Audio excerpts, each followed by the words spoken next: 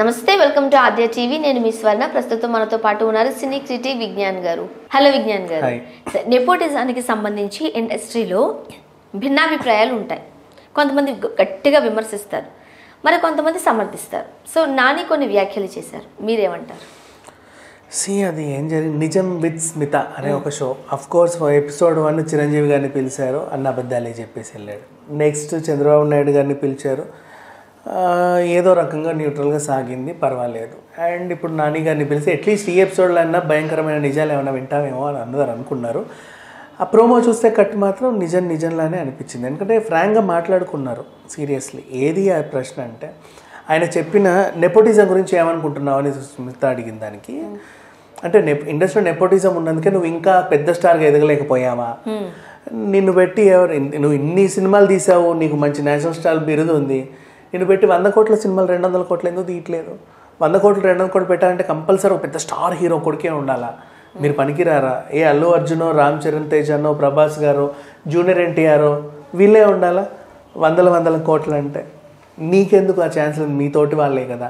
అడ్విశేష్ ఎందుకు ఉండదు, శర్వానంద్ ఎందుకు ఉండకూడదు, సిద్ధు జోనాల్ కంటే ఎందుకు ఉండదు, విశ్వక్సేన్ ఎందుకు, వీళ్ళ మీద ఎందుకు 100 కోట్లు పెట్టద్దు, విజయ్ దేవరకొండ మీద ఎందుకు పెట్టకూడదు అన్నట్టుగా ఒక ప్రశ్న. యాక్చువల్గా ఆన్సర్ ఏ వచ్చినా కానీ క్వశ్చన్ అయితే బాగా అడిగారు. సూపర్, సీరియస్లీ ఉండద్దు. నాని అడిగితే నానిని అడిగితే నాని ఏం చెప్పాడు, ఇంకా పక్కన ఒక నెపోకిట్ ఉండగా అడిగింది క్వశ్చన్. రానా గారు పక్కన రానా ఉండగా ఈ క్వశ్చన్ అడిగితే ఈయన ఏం చెప్పారంటే, ఇప్పుడు నా సినిమా ఫలానా రామ్ చరణ్ తేజ, ఫర్ ఎగ్జాంపుల్ రామ్ చరణ్ తేజ గారిని తీసుకుందాం. ఆయన ఇప్పుడు నా సినిమాని 1000 మంది చూశారు, ఓకే పర్లేదు. రామ్ చరణ్ తేజ సినిమాని 1 కోటి మంది చూశారు అనుకో ఫర్ ఎగ్జాంపుల్. వీళ్ళందరూ నెపోటిజం ఎంకరేజ్ చేసినట్టేగా, అంతేగా. సో దానికి మేమేం చేస్తాం, ప్రేక్షకులే నెపోటిజాన్ని ఎంకరేజ్ చేస్తుంటే మేమేం చేస్తాం అన్నట్టుగా ఆయన ఆన్సర్ ఇచ్చుకున్నాడు. కానీ కరెక్ట్ ఆన్సర్ ఇచ్చినకపోయినా ప్రేక్షకులకు పాపం ఏం తెలుసు, నువ్వు ఏది చూపిస్తే చూస్తున్నారు. ఇవాళ రేపు బలవంతంగా చూపిస్తున్నావు నువ్వు సినిమాని. నాకు నచ్చి నేను చూడట్లా సినిమాని, నువ్వు బలవంతంగా చూపిస్తున్నావు. మా ఊర్లో 1-2 థియేటర్లు ఉంటాయి, ఓకేనా? ఆ వారం రిలీజ్ అయిన సినిమా ఏదైనా సరే 2-3 సినిమాలు వస్తే అందులో వచ్చి మాకు నచ్చింది మేము వెళ్తాం. ఈ మధ్యకాలంలో మీరు ఏం చేస్తున్నారంటే, బలవంతంగా ఏదో సినిమాని తీసుకొచ్చి మీరు కొన్న పాపానికి అందులో ఇరికించి మమ్మల్ని చూపిస్తున్నారు. మాకు వేరే ఆప్షన్ లేక చచ్చినట్టు ఇట్లా చూస్తున్నాం. అలా మల్టీప్లెక్స్లో వదిలేస్తే చిన్న ఊర్లలో ఉండే సింగిల్ స్క్రీన్ థియేటర్స్ అన్నింటిలోనూ ఈరోజు ఇదే పరిస్థితి చాలామందికి. సో అందులో ఏది ఉంటే వాళ్ళు చూడాల్సిందే. అలా అలవాటైన సినిమాలే తప్ప నెపోటిజం నేను నమ్మింది అయితే పెద్దగా ఏం లేదు. ఇప్పుడు ఫర్ ఎగ్జాంపుల్ రామ్ చరణ్ తేజ గురించి ఆ టాపిక్ వచ్చి కూడా మాట్లాడుతున్నా. చిరుత మూవీతో వచ్చాడు. చిరుత మూవీలో నిజంగా చెప్తున్నా, మొహం నాకు ఏదో ఇస్త్రీ వేసినట్టు ఉంటుంది ఆ ఫేస్. నాకు అంటే ఈ ఎక్స్ప్రెషన్ ఎత్తుక్కొని చావాలి నేను, నాకు ఎక్కడ ఏం కనపడలా. ఆ తర్వాత మగధీరులో కూడా నాకు పెద్దగా ఎక్స్ప్రెషన్స్ ఏం కనపడలా. బట్ పర్వాలేదు, ఇట్స్ ఓకే. కథ ముందుకు నెట్టేస్తుంది. వెనకాల అంతమంది ఉండగా నీ మీదకి కళ్ళు అప్పుడప్పుడు వెళ్తున్నాయి కాబట్టి పర్లా, ఐ కెన్ డైజెస్ట్. అంటే 24 గంటలు నేను చూస్తే మరి భరించలేము. అలా మెల్లిమెల్లిగా వెళ్తే మొన్న RRRకి నాకు రామ్ చరణ్ తేజ యాక్టింగ్ నిజంగా బాగా నచ్చింది. అండ్ రంగస్థలంలో కూడా ఓవర్ యాక్టింగ్ చేసినట్టే అనిపించింది. అది ఎందుకో అందరికీ నచ్చింది, బట్ నాకు ప్రామిస్ చెప్తే నాకు నచ్చలా. I can prove it why it was not. నాకు రంగస్థలంలో రామ్ చరణ్ గారు నచ్చారు. అంటే నచ్చడం మీన్స్ యాక్టింగ్ నిజంగా నచ్చింది, నిజంగానే చెవిటోర్ లాగా. నాకు అది ఓవర్ యాక్టింగ్ లాగా అనిపించింది, ఎందుకో తెలియదు. సో అది అయిన తర్వాత నాకు మొన్న రామ్ చరణ్ది RRR చాలా న్యాచురల్ యాక్టింగ్ నచ్చింది. ఎంత బాగా అంటే ఆకట్టుకుంది. అఫ్ కోర్స్ సినిమాకి వాళ్ళు డెవలప్ అవ్వాలి కదా, అవ్వకపోతే ప్రేక్షకులు ఎవరు నువ్వు ఎంత నెపోటిజంతో వచ్చినా యాక్సెప్ట్ చేయలేరు. సో ఆ రకంగా చూసుకుంటే ఇప్పుడు అంటే 10 ఏళ్ళ తర్వాత కానీ రామ్ చరణ్ తేజ యాక్టింగ్ నాకు నచ్చల. అంటే ఇన్నాళ్ళు చూసి ఈ మధ్యకాలం చాలా సినిమాలు హిట్ అయ్యాయి, ఫ్లాప్ అయ్యాయి. ఆయన పెద్ద స్టార్ అయ్యాడు, మెగా పవర్ స్టార్ని ట్యాగ్ కూడా ఇచ్చారు, రకరకాలు చేశారు. ఇవన్నీ ఎలా చేశారు? జనాలు నెపోటిజం ఎంకరేజ్ చేయడం వల్లే ఇంత సాగింది. అదేదో ఫస్ట్ అప్పుడే ఎవరిని చెప్పేసి ఆ సినిమాని అక్కడే క్లోజ్ చేసేస్తే ఈరోజు ఆయన మనకు కనబడేవాడు కాదు, అవునా? అండ్ అదే ఎందుకు నెపోటిజం గురించి మాట్లాడుతున్నానంటే, అదే స్టార్టింగ్లో 100 కోట్లు పెట్టి ఆ గీతా ఆర్ట్స్, అదే ఇంకేదో ఆర్ట్స్, ఇప్పుడు వచ్చిన so called peoples media, creative commercials, Ashwini Dutt గారి బ్యానర్, ఇంకేదో బ్యానర్, తరుణ్తో ఎందుకు తీయలేకపోయారు సినిమాలు? He's not an actor. తను తీయలేకపోయారు, అంత మంచి యాక్టర్ వెళ్ళిపోయాడుగా ఇండస్ట్రీ నుంచి దూరంగా. అండ్ నెక్స్ట్ ఇంకొక అబ్బాయి తూనిగా సాంగ్లో చిన్న పిల్లోడు ఉన్నాడు, ఆనందవర్ధన్. అబ్బాయి పెరిగి ఇంకెంత బాగా అయ్యాడో తెలుసా, యాక్టింగ్ ఎవ్రీథింగ్ పర్ఫెక్ట్. వాడికి ఇండస్ట్రీ రావడమే నచ్చట్లా, ఇక్కడంతా నెపోటిజం నడుస్తుంది, మనం వేస్ట్ అని చెప్పేసి. అబ్బాయికి అలా అనిపించింది. He is maintaining a dance studio and తను సెల్ఫ్గా బ్రతికేస్తున్నాడు. రావాల్సిన ఒక టైం నాకు అనిపించట్లేదు అని చెప్పి, ఎప్పుడో వస్తాలే అని చెప్తున్నాడు, ఒక ప్రాజెక్ట్ ఉంది అంటున్నాడు కానీ రావట్లేదు. సరే అది వచ్చినా కూడా ఎన్ని రోజులు ఉంచుతారులే వీళ్ళు మాత్రం.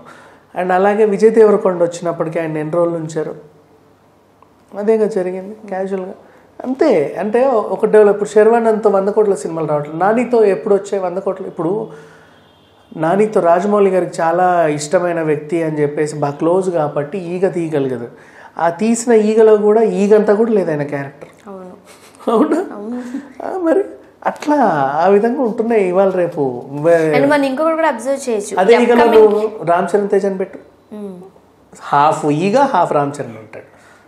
అండ్ ఇంకొకటి, ఎవరైతే అప్కమింగ్ హీరోస్ ఉన్నారో వాళ్ళు ఆల్రెడీ సెటిల్ అయిన ఈ బిగ్ ఫ్యామిలీస్ ఉన్నాయి కదా, ఆ హీరోలతో క్లోజ్గా ఉంటేనే చాలా విమర్శలు మనం ట్రోల్స్లో కూడా చూసాం. ఫ్రెండ్షిప్ చేస్తేనే అన్నా అనుకుంటూ వాళ్ళతో ఫ్రెండ్షిప్ చేస్తేనే వీళ్ళు ఒక స్టెప్ ఎక్కగలుగుతారు. అంటీ ముట్టనట్టుంటే నువ్వు అంటీ ముట్టకుండా వెళ్ళిపోవాల్సింది. అలా అందరితో తిరిగే పాపం నవదీప్ ఈ రోజు వరకు ఉన్నాడు, అందరితో ఫ్రెండ్లీగా ఉండు. నెక్స్ట్ అలాగే అంటే కొంచెం మనం ట్రోల్స్ చూస్తాం, ఉండాలి తప్పదు. విశ్వక్ సేన్, శర్వణ వీళ్ళంతా మంచి ఫ్రెండ్స్ లాగా ఉండే వచ్చారు. లేకపోతే వీళ్ళకంటే 500 రేట్లు పెద్ద నటులు అమ్మ వాళ్ళంతా. ఏమైంది? సో ఇంకోటి నాకు ఇక్కడ చెప్పాలనుకున్నా, ఏదేమైతుందో వీళ్ళు 100 కోట్ల సినిమాలు ఈ చిన్న హీరోలతో తీయకుండా వీళ్ళతోనే తీస్తున్నారు. ఏదో మనకు అలవాటు అయిపోయింది, ఏదో ఇలా నడుస్తుంది ఈ ప్యాటర్న్ అంతా, వదిలేద్దాం. ఒకానొక టైంలో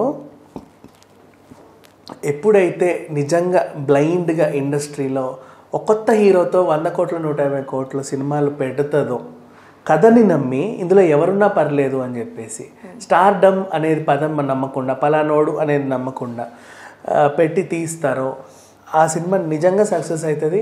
అప్పుడు మీరు నిజంగా మళ్ళీ ఇంకో స్టార్లను చూసిన, ఇప్పుడు మీరు అనుకున్న సో కాల్డ్ స్టార్లు కూడా ఒకప్పుడు అలా వచ్చిన వాళ్ళే. ఇప్పుడు వాళ్ళ కిడ్స్ని మనం ఏదో భరిస్తున్నాం కానీ, సో నెక్స్ట్ జనరేషన్ కూడా వీళ్ళ పిల్లలే వస్తారేమో హీరోస్గా. అట్లాగే కదా ఉంది సిట్యువేషన్, అదే చెప్తున్నా. అందుకని చెప్పేసి కానీ నటులు రావట్లా.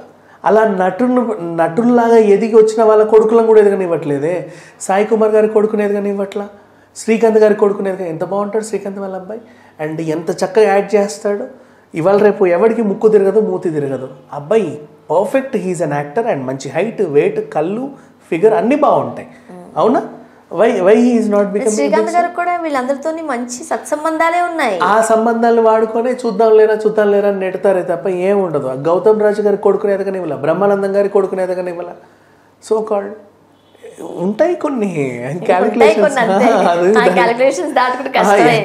వీళ్ళని పైన నిలబెట్టిన తర్వాత వాళ్ళు రావాలి, ఏముంటాయో క్యాలిక్యులేషన్స్ కానీ తప్పది. అండ్ ఈ మంచులక్ష్మి గారు ఆవిడ లీడర్ అనమాట ఈ నెపో కిడ్స్ అందరికీ. వాట్సాప్ గ్రూప్ ఆవిడే అడ్మిన్ ఉంటుంది, అందరినీ సెటప్ చేసుకొని ఆ పార్టీ ఈ party she is the leader of the group. ఒక్కరే మెసేజ్ చేసి మనం కూడా చేయొచ్చా? జనరల్గా అడుగుకొని అంటే అలాంటి గ్రూప్స్ అడ్మిన్ ఒక్కరే, అడ్మిన్ ఓన్లీ కెన్ మెసేజ్ అని వస్తుంది కదా, మనం కూడా చేయొచ్చు. పాపం వాళ్ళు అందరూ చేసుకుంటారు. అంటే ఎక్కడికి వెళ్ళాలి వాళ్ళ సెట్ కలిసి వెళ్తా ఉంటుంది. నాకు వెంటనే డౌట్ వచ్చింది. నెపో కిడ్స్ కి ఆవిడ ఒక హెడ్ అనుకోవాలి. సో చూడాలి ఏం జరగబోతుంది. Thank you so much.